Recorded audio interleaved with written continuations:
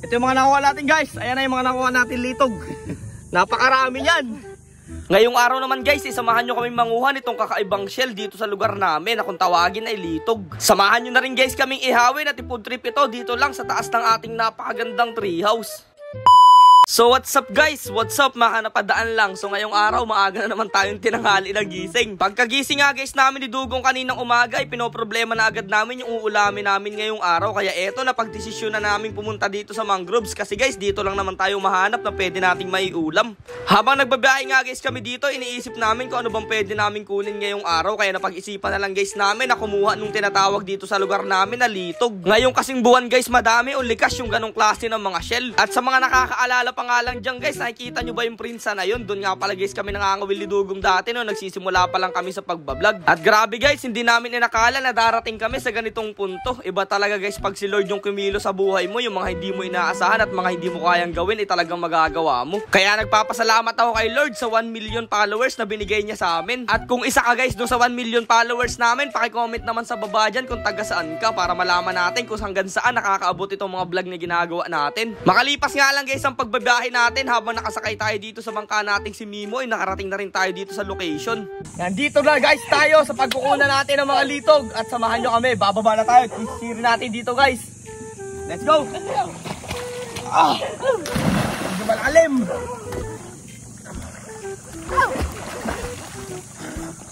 Pagkarating nga guys natin dito sa spot ay sakto pa lang na lumalaki yung tubig at halos hanggang liig ko pa lang, kaya panigurado makakakuha guys tayo dito. Ito nga pala guys, ilalim na tinatapakan namin ni Dugong ay putik nga pala guys siya na merong kalahok na konting buhangin, kaya guys dito na inirahan yung mga litog na shell na sinasabi ko sa inyo. Kaya eto guys, sisimulan na nating sumisid.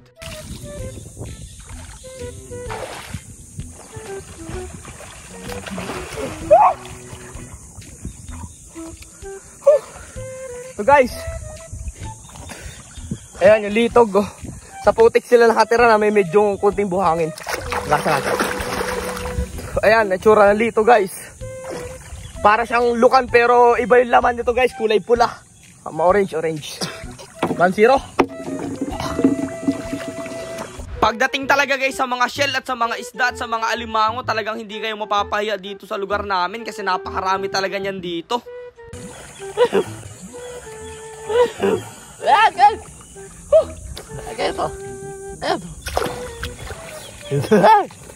Guys, may nakuha din ako. Guys, dalawa yan. Ilan yun, dogs? Dalawa pala sa'yo. Laki nung akin. Laki nung ano. Oo. Lagi dito. Lagi ba dito, dogs?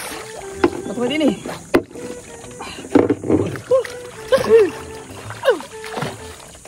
At habang sumisisid nga guys kami dyan sa ilalim ng tubig, meron nga pala guys biglang malaking buhayang sasagpang sa atin. Ayan guys, intayin nyo. Eto na, palapit na siya. Pero joke lang yun guys, wala nga palang buhaya dito. Sa mga laging nagtatanong dyan sa comment section, wala pong buhaya dito sa lugar namin.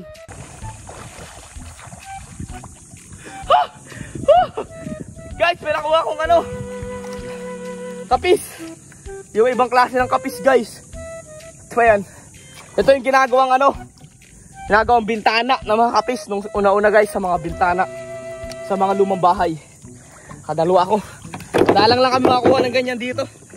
Bira lang yan.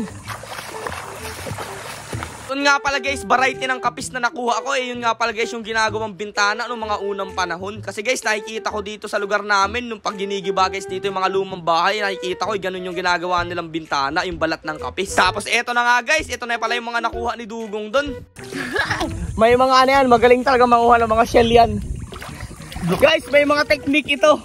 Nalumod niya yung kaunti ng putik. Tapos ayun, tama yung binig mo, nahihiya, ang laki.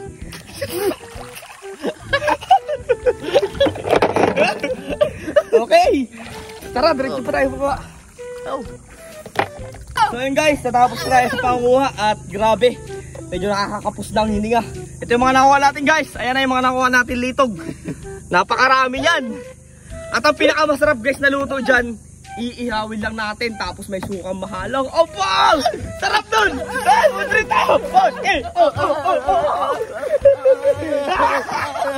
Ganito nga pala guys ang paraan kung paano mo malalaman kung may laman ba talaga itong malaking kapis na ito. Ilalagay mo dito sa may araw. Tapos ayan guys, kita nyo silag yung kanyang laman sa loob. At nung nakasigurado na nga guys kami na pwede nating ulamin ngayong pananghalian dito sa ating trios, ay umakyat na rin kaagad tayo dito. Tapos eto na nga pala guys yung mga napanguha natin ngayong araw. Medyo madami na rin yan. At iihawin nga lang pala guys natin yan kasi yung pinakamasarap na luto dito sa Lito guys, yung inihaw lang. Kaya nga eto guys, dahil medyo nilalamig-lamig pa kami ni Dugo at medyo mahangin dito sa taas ng trios natin, ay agad na rin kami dito nagpasiga ng apoy. Syempre guys, para makapag-ihaw na tayo. Malalaki rin nga pala guys yung mga nakuha natin Litog. Ayan, kung makikita nyo, ito nga pala guys, napakamahal din ang kilo dito sa lugar namin. Kasi guys, napakasarap nito.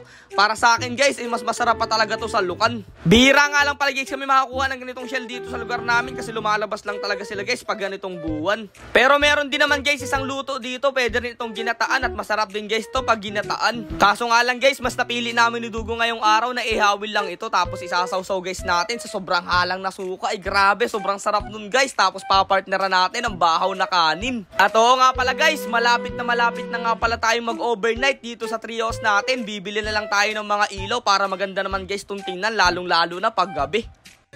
Hello guys, nandiyan pala kayo. Nandiyan pala kayo guys. Wait lang, nagaluto pa kami ha, mamaya tayo makain.